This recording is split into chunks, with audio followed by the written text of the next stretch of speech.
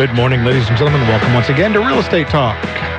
Sorry about that. I was deep in discussion with one of my guests this morning and missed my cue. So good morning, everybody. Welcome to the very first Real Estate Talk of 2013. I'm your host, Dave Pautsch of RE/MAX Integrity. This is Thursday, the 3rd day of January, 2013. This is the first day, the first show for 2013. And again, we are live from the Albany studios of KGAL KShow Radio at the old library building, the home of Silver Falls Dermatology. Are you hungry? It's almost lunchtime. If you're hungry and you want to taste on us, there's a $10 Quiznos gift card for the very first person this hour who emails Dave at KGAL.com, and that is the ever handsome Dave Adams. Email Dave at KGAL.com, mention Taste on Us, get a $10 gift certificate to the Albany Quiznos store. That's the first person to get their email in. Today we are looking back at the year that was, looking back at 2012 and looking ahead to 2013. And my guests today in the studio with me is Joe Vincent from RE/MAX Integrity Albany office. And we're waiting for Gary Irwin. Gary is from our Corvallis office, and he is on his way, but he was running a little bit behind today, so we expect to have him hopefully within the next 15 minutes or so. We'll have Gary in the studio with us to be talking about what's going on in the Corvallis office. So we're looking back at 2012. We're looking ahead to 2013. And again, the gentleman that I have with me, very experienced real estate professionals, my colleagues at RE/MAX. I had wanted to do a panel discussion today to talk about this, and I asked for volunteers throughout the office, and these two gentlemen graciously volunteered, and I am very excited to have them on the show with me today.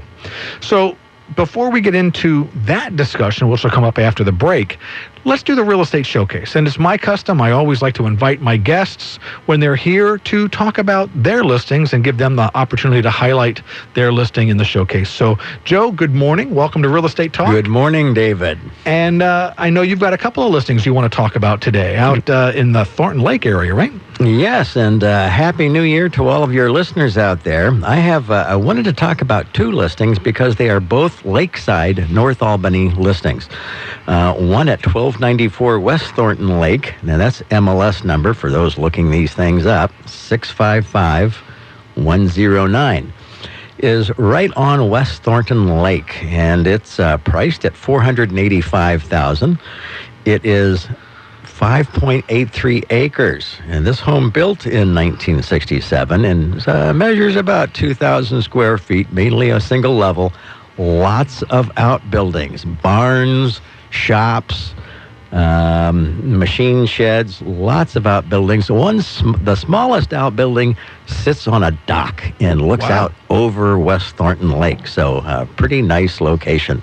The second is a custom-built home at the other end of the lakes at 518 East Thornton Lake Drive, Northwest, priced at $623,000. It is single-level, custom construction, built in 1998 by Mike Brown of Sierra Construction.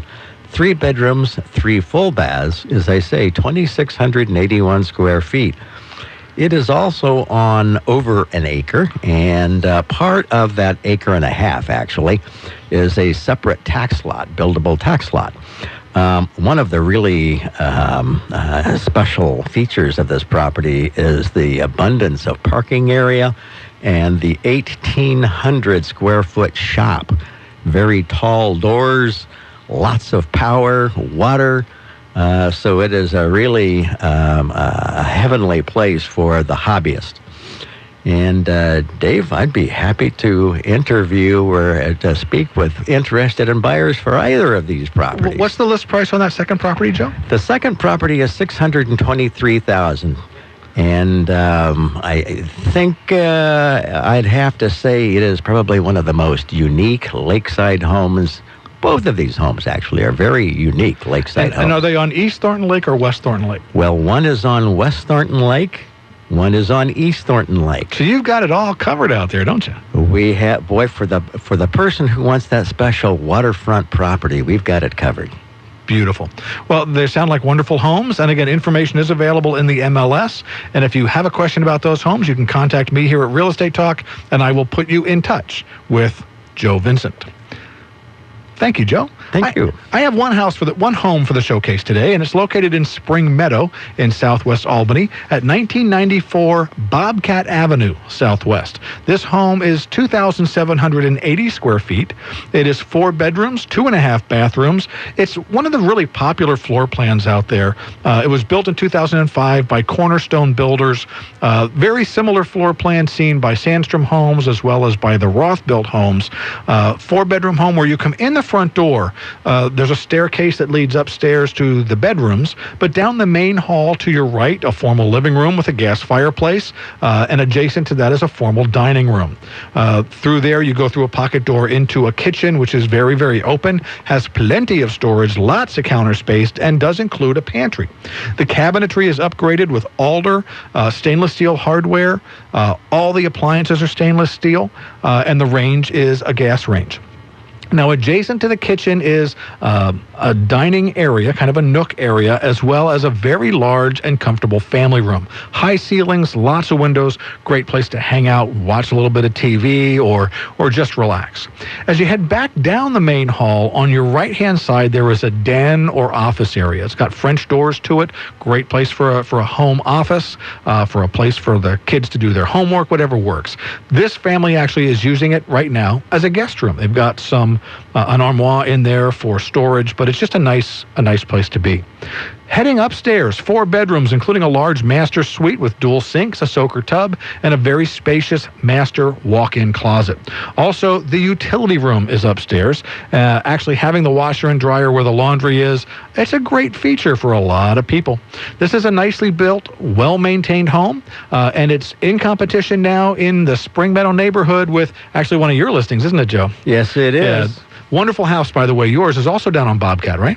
It is. It is. It is. And one of the things we're going to talk about is when homes are well priced, how quickly they have the opportunity to sell into Absolutely. And again, there's not a lot of competition in Spring Meadow right now. I think there's only 5 or 6 of the homes in this particular category on the market. And the price for this, $254,900. The address, 1994 Bobcat Avenue Southwest in Albany. And that's the Real Estate Showcase for this 3rd day of January 2013.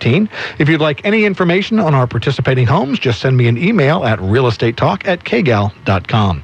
If you have a question, you can send it by email or you can go to the Facebook fan page, and that is facebook.com/realestatetalk on KGAL. I love it when you participate in this show. So get your questions posted to the board. We'll answer them either online or on the air, whatever works for you. If you are not currently working with a real estate professional and you would like a market analysis on a property, whether you're looking to buy that property or to sell that property, having that market analysis information is a very, very powerful tool for you. And I would like to provide that to you at absolutely no obligation. All you have to do is send me the address at realestatetalk@kgal.com. I'll put together the analysis and get it back to you. Now, certainly, I'm only a part-time radio guy. I'm a full-time real estate guy, and I'd like to be on your team. If you want an agent that's 100% on your side, that's my commitment. I only work with one client in any real estate transaction. So I work with buyers, I work with sellers, but only one at a time in any transaction. So give me a call or send me an email today. Finally, for this segment, if you are starting the home buying process, contact Willamette Neighborhood Housing Services at www.w-nhs.org and take their class. It is absolutely a fantastic 8-hour program. It helps qualify you for some lending programs and some additional money that can help you towards your down payment. But beyond that, it's a great education. Help arm yourself with information as you approach the new year and the new housing market. Here's a deal for you, though. If you want to take that class and you're not working with another realtor, let me know. I'll pay the tuition for you. Just because you're listening to Real Estate Talk, I figure, I kind of owe that to you. So I'm Dave Pautsch of RE/MAX Integrity. This is Real Estate Talk on KGAL. We'll be right back with Joe Vincent and hopefully Gary Irwin here in just a little bit, looking back at 2012 and ahead to the housing market in 2013. We'll be right back. The Mennonite Village In-Home Care Program has another happy client. Hi, my name's Melinda Moore, and I'm happy to be able to share my experiences with in-home care at the Mennonite Village.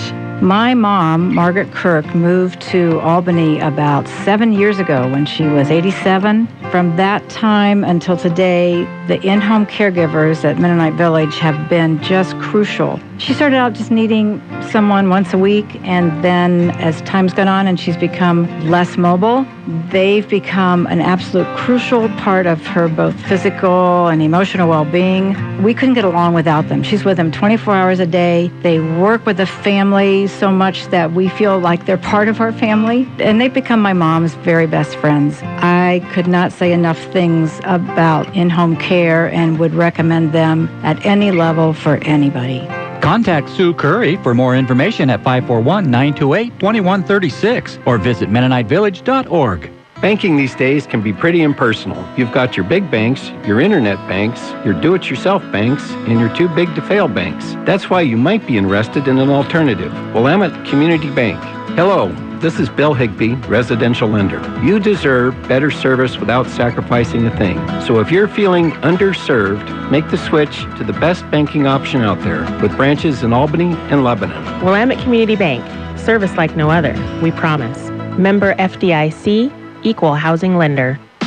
They're motivational and inspirational. Stories that make you ask yourself, now, why didn't I think of that? I'm Greg Anestis. I'm Bob Smith. Hear how everyday people came up with the ideas That launched million-dollar businesses. Why didn't I think of that? Monday through Friday on KGAL. We know all about running with ideas in Lebanon. That's why the Lebanon Chamber of Commerce is a proud sponsor of your program. Why didn't I think of that? Spread the word and tune in every weekday morning at 6:40 on KGAL. You'll be inspired by some amazing business success stories. A good web page is a must sales tool for today's businesses. Sandy Am Communications will put together an efficient, thorough web page that is right for your business. Sandy Am Communications knows how to bring customers to your door and your phone. Call them at 541-223-7444. Put Sandy Am Communications to work for you. Call them at 541-223-7444 or visit sandyamcommunications.com. Indian food is my favorite. I would eat it every day of the week if I could. So much variety and tasty choices from vegetarian to chicken, lamb, or seafood. Healthy and filling, too. And the folks at the Evergreen are like part of my family. That was Mary, one of the regulars at Evergreen Indian Cuisine. Open 7 days a week for lunch and dinner. Come in soon and see what all the excitement is about. Evergreen Indian Cuisine. On 3rd across from Grace Wins Music in downtown Corvallis and in Eugene on Franklin Boulevard. If it happens overnight, Eric and Gary have it live during Red Eye Radio on Smart Talk 1580 KGAL. Welcome back to Real Estate Talk. I'm Dave Pautsch of RE/MAX Integrity. Real Estate Talk is your only resource on local radio for real estate information right here in the Mid-Willamette Valley. We focus on what's important to you. We're local. We're live. We're local. We're always here on Saturday mornings. We get to spend a couple of Thursday mornings here in the Valley Talk time slot with you. We're here the first and third Thursday of every month. And then this show will be, if you're listening Saturday morning, it's because I got the day off, folks. It's Saturday. This show will be recorded today and rebroadcast for you. But we're always here Saturday, a couple of Thursdays a month. If you've, and you know, I was looking at the calendar this morning.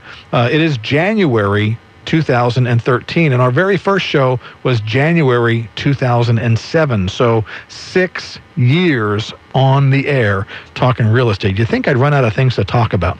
But if you've missed a show, if you're looking for information about real estate market trends, you can find that at the website, www.kgal.com. Click on the link for Real Estate Talk.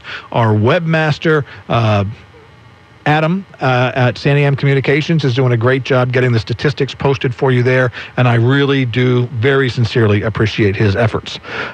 So we're here today to talk about 2012, kind of the year that was, what happened, and maybe look ahead to 2013 with some predictions.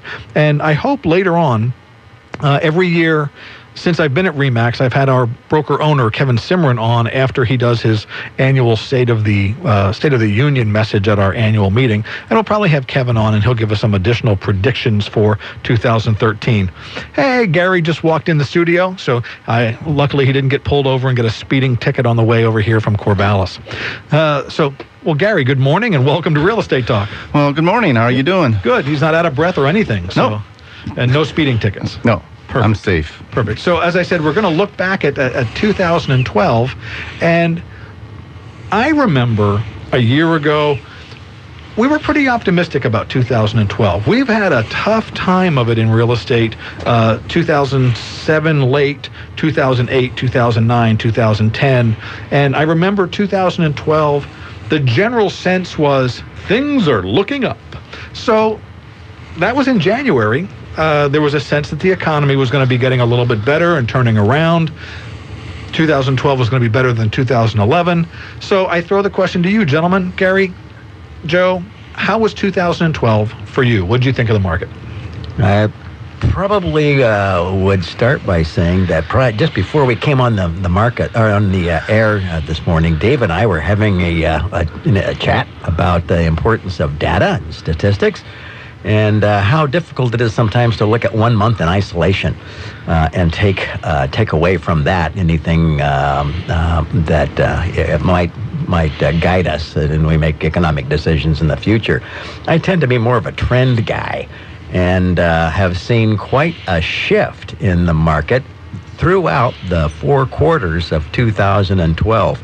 We started out the year with the market still bobbling, a little up, a little down from month to month. And then about July, it looks to me like we see a pretty solid trend of significant increases in the number of sales over the previous year. And that's the first solid period of that happening, I think, in quite some time. So very significant. Assuming that we can continue that trend, that's very, very hopeful for sellers. Buyers still are enjoying really attractive interest rates on loans. And I see no reason right now in Albany, Lebanon, Corvallis, why that should change and go backwards in the coming year. Of course, I had to say, Dave, since 2006, my crystal ball has been permanently out for repair. Yeah, mine's kind of like one of the windows in my house. The seal broke and it's all cloudy. Yeah. So, Gary, what's your perception of how was 2012 from your personal perspective? Yeah. Well, I agree with Joe. It's good to look at the trend, and the trend is up right now. I personally had a very good year, and I was encouraged by December. For me, I do a bit of commercial multifamily listings and sales and work with buyers. And a lot of people came out of the woodwork in November, December, investing in multifamilies, duplexes, triplexes, that kind of thing. So I think the money has loosened up. People are feeling a little better about investing. And now, like Joe said, the interest rates are still very low.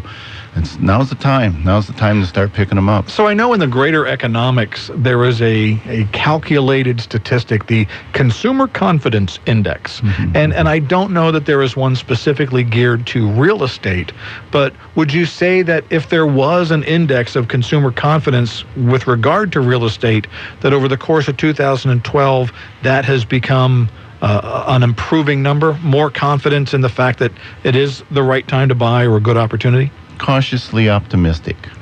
Cautiously optimistic. Yes. Okay, but you also deal in commercial real estate, so you're not necessarily dealing with as much the consumer residential investor, but more the business perspective.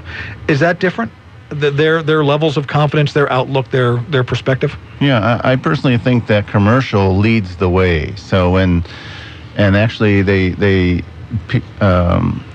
if you're looking at a property for investment purposes, of course you buy low and you sell high. Well, that's what we teach, right? That's right. Most Americans don't seem to follow that strategy. No, they don't. They buy at the top. The market looks like it's going crazy now. Must be the time to jump on the train. But that's why I'm encouraged by commercial investors, and I don't mean the buying businesses and things. It's just rentals. People who are investing in real estate rather than buying homes to live in. So they know something usually further ahead of time, or they acknowledge it further ahead of time than a lot of retail buyers. And they do more analysis, so it's potentially more predictive in nature. They read the trends that Joe's talking about. Right. I think it's interesting to point out that in the Albany-Corvallis area, compared to the remainder of the 4-county MLS area, It's been we've had quite a few sales this year. It's been fairly brisk. In Albany and Corvallis combined, there have been at least 20 duplexes sold in the last year out of a total for the 4-county area of 65. So a significant proportion of the activity is in Albany and Corvallis. So we still have good vacancy rates. We have some good prices, very attractive products out there for investors. And Gary, I'm seeing an awful lot of cash come off the sideline and for it coming into commercial investment. Yeah, I see a lot of people becoming aware of being able to use their IRA as to buy investment properties. It's just another investment, and once we've done some workshops, and once people become aware that they can use that account to buy properties and gain a higher appreciation level, that money is loosened up quite a bit. A lot of it's come out of the woodwork, and the stock market seems to be losing investors, and real estate seems to be gaining them. And why would you suspect that is?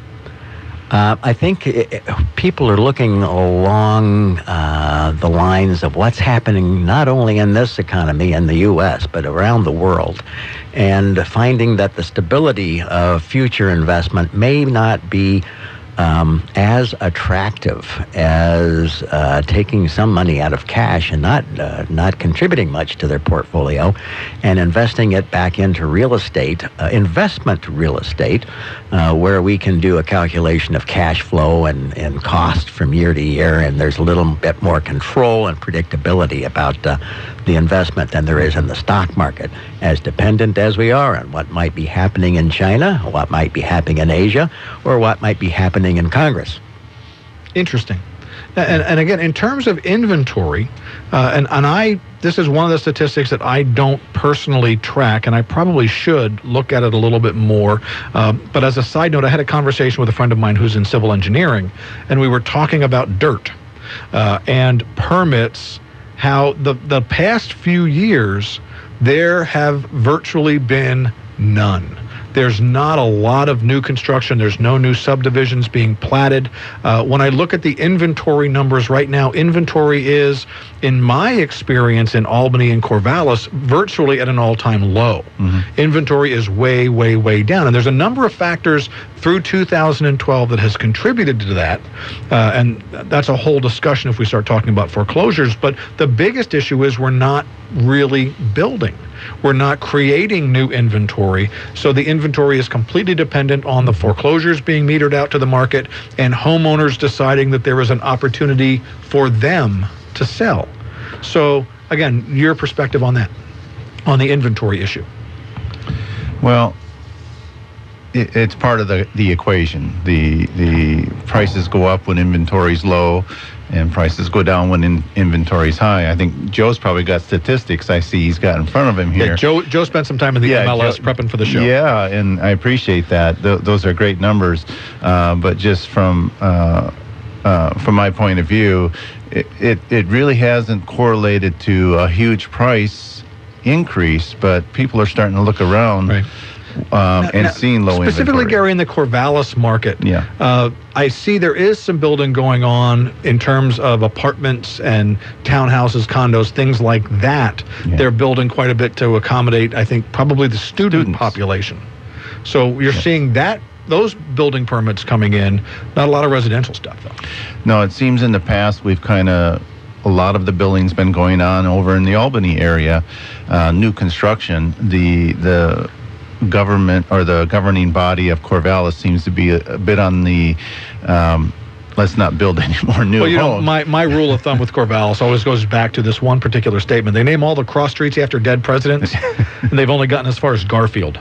So, there's a lot of dead presidents after Garfield that should have streets named after him in Corvallis, but there we go. They're not growing. A lot more to go. We are up against a break. I do want to take a quick break. It's our big break of the day. And when we come back, we'll finish up talking about 2012. I know Joe's got some statistics he wants to talk about. And then we'll get into a discussion about what we're looking at coming up. So again, my guests today, Gary Irwin and Joe Vincent of RE/MAX Integrity, Corvallis and Albany respectively. And this is Real Estate Talk on KGAL. The Osgood File. This is Charles Osgood. On our last broadcast, David Pogue was telling us about some of the pressures of fracking. Water pressure, political pressure, economic, and especially environmental pressures. Fracking is a very industrial process that uses chemicals that are toxic, carcinogenic, endocrine disrupting. These are things that you don't want in people's drinking water, and you don't want sloshing around the environment. So, David, I gather that despite its promise, not everybody approves of fracking. As it turns out, fracking is just a tiny bit controversial. The town is going to put it to a vote in 3 weeks. In Matt Damon's new movie, Promised Land, the fracking company is the bad guy. I'm not the guy with all the answers. Oh, well, then you'd be the perfect guy for them to send here to deny everything. More after this. Geico says, let's make life simpler. What's the old saying? Build a better mousetrap and the world will beat a path to your door. The trouble is, a lot of mousetraps aren't any better. They're just new. At Geico, we've been saving people money on car insurance since 1936. That's over 75 years of savings. It's simple logic, really. Why not go with the company that's invented the mousetrap? Of savings, that is. Geico. 15 minutes could save you 15% or more on car insurance.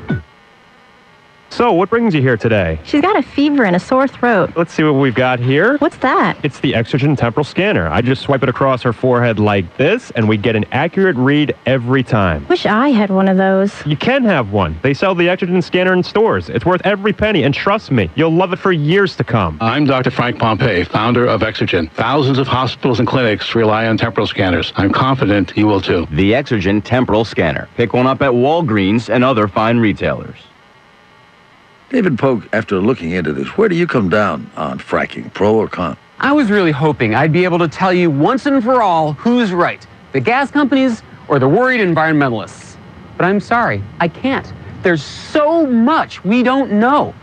We don't know exactly what chemicals they're using. The EPA's first comprehensive study of fracking won't be finished until 2014. Here's one thing we do know. Fracking has been incredibly successful. There are 36,000 fracking wells in this country.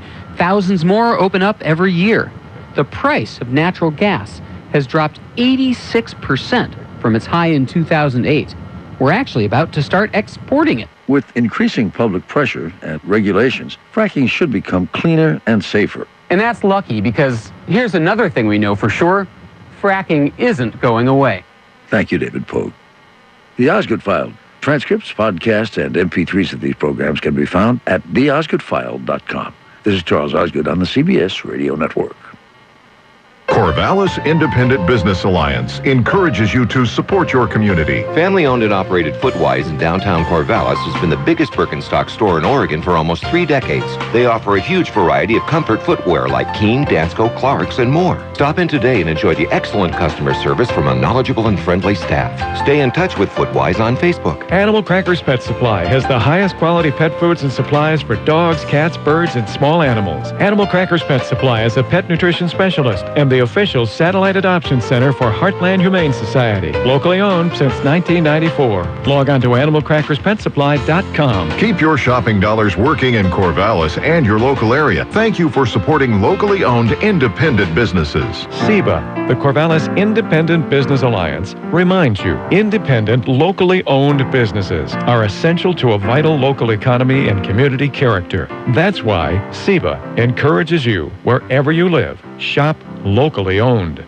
Here in the Mid-Willamette Valley, most farmers and ranchers cherish their horses. But when a horse becomes neglected and unwanted, the Lynn County Animal Rescue steps up to help. Their mission is to provide a safe and nurturing environment for abused, abandoned, neglected, and elderly horses. Operated solely by volunteers, they are a nonprofit rescue and horse sanctuary. To find out more on how you can help Lynn County Animal Rescue, call 541-258-3422 or visit their website, lcarhorse.org. Home improvement will never be the same once you've heard The Money Pit. Saturday mornings on Smart Talk 1580.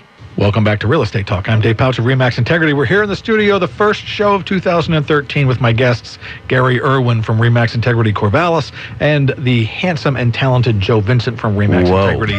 There you go, Joe, in Albany. And we're talking about the year that was, 2012, and we're going to look ahead to 2013 a little bit. But I'm gonna give you my perspective, and I would love to hear your opinions of whether I'm right or whether I'm just really way off base. So I look back at 2012, and I saw a market that made some significant changes. I track the statistics every single week, and I have a rolling average that looks back 90 days of sales. I'm calculating the active on the market, the pendings, the contingents, and the solds over that period every single week. Statistically, I've seen lots of change in the market this year, but it's been my sense that the psychology of the market hasn't changed. Buyers are still writing offers as if sellers are desperate. Sellers are still thinking they need to be desperate in a lot of cases. We haven't seen prices go up, and I think that's a result of the psychology of the market not reflecting the statistical analysis of the market. And I also think that appraisers, by and large, have not counted some of those market changes in and are continuing to keep prices flat throughout 2012. So that's my story. I'm sticking to it. What do you think, Gary? Well, I think you hit the nail on the head with the appraisers. I mean, they work really hard. They're great people, and they operate mostly on statistics of the past. So it takes a little while for things to catch up with them. And they got nailed pretty hard with a lot of the blame for the recession as far as the housing industry goes. So they're a little on the conservative side. I agree that the psychology hasn't caught up with the reality, but I think it's headed in the direction where people are kind of looking around, especially with low inventory, going, I might have to pay a little bit more for a house. So. Well, I mean, we're seeing lots of multiple offers right now. Yes, even in November, December, when traditionally we're in that holiday slowdown, I think I had 3 multiple offer situations come up. So, Joe, your perspective. Yeah, I want to go back to the conversation on appraisers. That they've had some very significant structural changes in that industry, which has really put them under duress. And I have a lot of respect for my friends in the appraisal industry. It is they're always in a no-win situation when their market is shifting, because they have to look at data. According to guidelines that govern standards of their professional practice. Pardon me. And those that honestly stick to those standards have to look at the same numbers that everybody else looks at. They can accommodate shifts in the market or can allow for some trending, but not to as large an extent as many sellers would like to see happen. Taking a little of the pressure off them, I would say I don't know how many conversations I've had in the last few years with appraisers whose work was questioned by underwriters and who may have gone out and sought a second appraisal or asked the appraiser to redo their work. So they have been under a lot of duress, I think, to be fairly conservative in a lot of their estimates. That makes it even more important as the market seems to be shifting now toward the buyer, because improving market trends, this lower number of days on markets, lower supplies of inventory, may or may not be fully accommodated in the considerations of appraisers. And I would agree that we are in the midst of a significant shift, it seems, in the balance between buyers and sellers. One of the things that's happened in the last few years is that sellers have become much, much more realistic about the value of their home. And so that tendency to overprice has gone away. Or it's sharply diminished. I agree with that, absolutely. And so we're seeing prices much more likely to sell at or close to full price than we have for quite some time. Well-priced homes can sell for at or very close to full price. And I would say to some extent that is a function of price range in individual markets. I think if you are in the $200,000 and below price range in either Lebanon or Albany, that is an absolutely true statement. When you start getting above that price range in Lebanon and Albany, that changes a little bit. And I think in Corvallis, the same phenomenon exists, it's just at a different price point. And I would also add, to toot the horn of our occupation here, the experience level of the agents that are now out there working in this market is much higher. I think we've lost a lot of the inexperience. There's nothing wrong with inexperience, but with experience comes the knowledge of pricing and what a home would sell for. And so we don't get as many overpriced homes because people do the research, and you have a much more experienced base of realtors out there. Which leads us into predictions and projections about 2013. As we're looking ahead, again, inventory numbers are very, very low. Opportunities for buyers because of the low interest rates, Joe, as you mentioned, I think are going to continue. I don't think anybody is predicting that we're going to see any sharp, dramatic rises in interest rates. Still some unknowns about the economy. We seem to have turned very sharply at the brink of the fiscal cliff, but that's not a debate that's done. There's still lots of issues that are going to hang on there that have the potential for significant impact on the national and global economy as well as the local economy. So that notwithstanding, assuming that we have some economic recovery continuing, let's be optimistic. What do you see for the housing market in 2013? I see some very encouraging trends. Number one, the number of active listings on the market today is 23% lower. 23% lower than a year ago to date. That's a very significant shift. I think a second trend that may correlate with that is that I've noticed a significant decline in the number of active listings that are REO, bank-owned foreclosures, otherwise called distressed properties. So perhaps we are peeling through a lot of that distressed property inventory and seeing at the same time the number of listings generally decline, which means a more of a balance between buyers and sellers when they come to negotiate the cost of a home. Well, I do have one concern. I think you're right. But I do have one concern because there is a significant change in the foreclosure process in the state of Oregon as a result of the lawsuit that was settled, the robo-signing.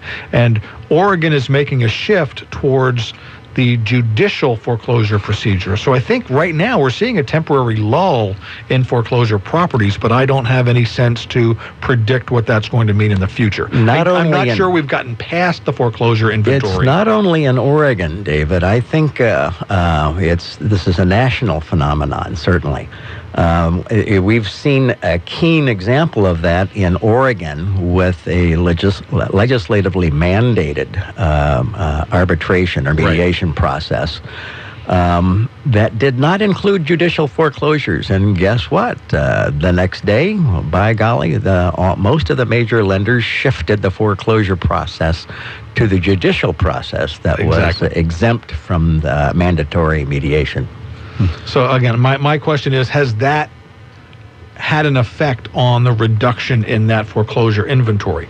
I don't know. I suspect that it has, but I don't know what the long-term effect of that is going to be as that resolves itself moving forward. This is where realtors really get to play the guessing game and talk about their anecdotal experience. My hunch is that over the last 5 years, a lot of homeowners have weathered the storm or not. And the number of homes going into short sale has declined considerably. People have either managed to sell a home, resolve the issue with their debtor, or otherwise be out of the possession of being underwater. So those homes have been disposed of. There still is that ghost stock of foreclosure homes.